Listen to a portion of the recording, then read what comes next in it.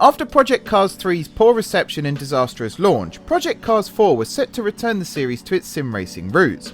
However, this week, EA surprised everyone by announcing not only the cancellation of Project Cars 4, but the end of the series as a whole. On the surface, this is a huge blow to sim racing fans, with EA effectively killing arguably one of the most beloved racing franchises.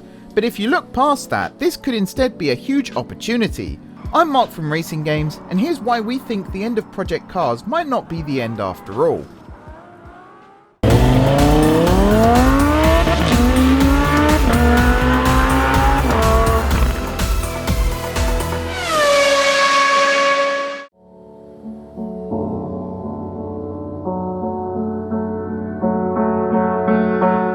According to various sources, EA decided to pull the plug on Project Cars 4 because it's unlikely to become a successful game or fit in with the rest of the publisher's racing portfolio. Since EA's acquisition of Codemasters back in 2019, the F1, Grid, and from next year WRC series are all now under the EA umbrella. Combined with the likes of Need for Speed and Burnout, EA have a pretty decent racing portfolio.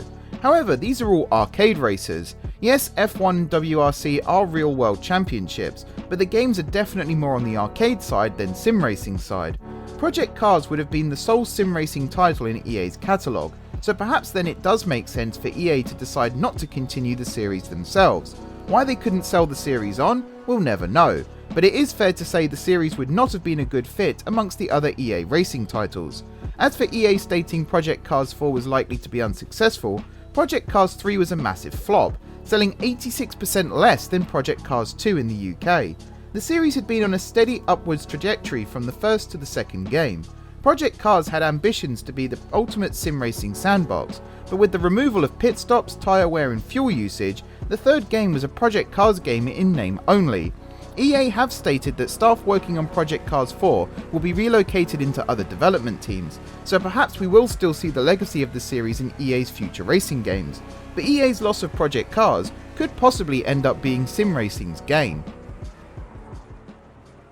Before we move on, have you subscribed to Racing Games yet? Just one click and you're on the Racing Games grid. Oh, and hit that notification bell too so you never miss an upload. Alright, on with the video.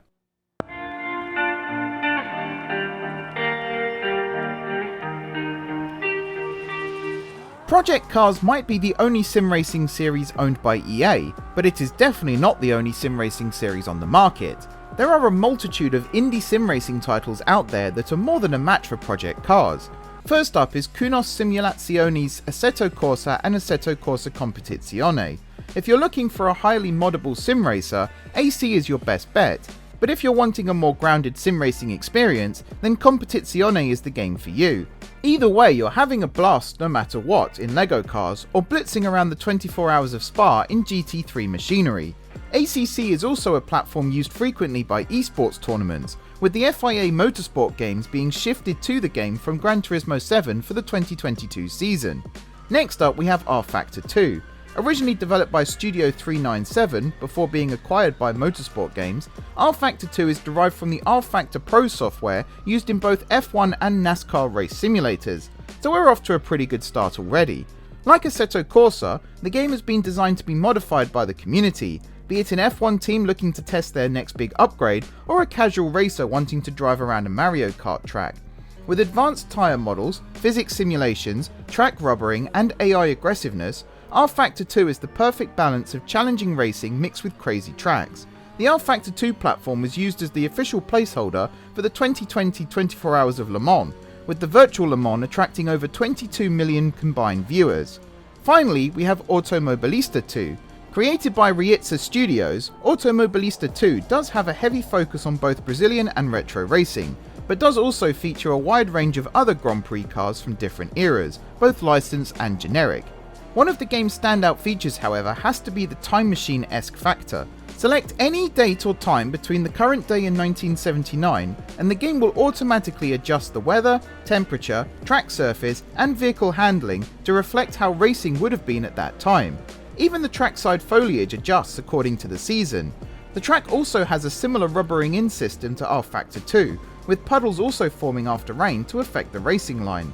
I've not even got to the good bit yet. Automobilista 2 has been built using the Madness engine, used by Slightly Mad Studios for the original Project Cars. This arguably makes Automobilista 2 the spiritual successor to Project Cars, but we'll leave that debate to you all in the comments below. Like when any game series meets its end, there will be many mourning the loss of Project Cars. Whether EA should have given Project Cars 4 a chance, or whether it was the right decision to call time on the series, is not for us to say sadly, but at least we know there are plenty of other sim racing titles ready to carry on the legacy. This is not including the numerous other indie developers currently working on their own sim racing titles, plus the incredible modding communities that have formed around Assetto Corsa and Rfactor 2, to name just two. It's incredibly sad to see EA kill off a beloved racing franchise, and we here at Racing Games definitely believe the death of Project Cars is a massive loss to sim racing as a whole. You can check out our article on this by clicking the link in the description below. However, EA's loss could still end up being the gain of sim racing as a whole. What do you think? Do you believe EA is right to end their support of Project Cars, or do you think they should have seen Project Cars 4 through to release? Let us know down below, and be sure to join in on the conversation while you're there. For now though, thanks for watching. I've been Mark from Racing Games, please like and subscribe for all things sim racing, and now I'm off to mess around with Automobilista 2's time feature. I want to see the exact track layout and weather at Silverstone on the day I was born.